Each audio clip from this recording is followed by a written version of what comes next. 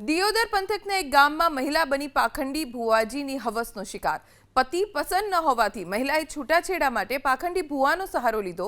પતિ સાથે છૂટાછેડા અપાવવાની લાલચ આપીને ભુવાજી સહિત 3 શખ્સોએ મહિલા ઉપર દુષ્કર્મ ગુજાર્યાની પોલીસ ફરિયાદ નોંધાઈ છે।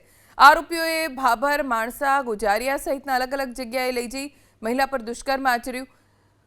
ત્રણેય આરોપી પીડિત મહિલાના સગા સંબંધી હોવાનું પણ જાણવા મળ્યું છે। મહિલાની ફરિયાદના આધારે દિયોદર પોલીસે ભુવાજી સહિત ત્રણેયની અટકાયત કરી વધુ તપાસ હાથ ધરી।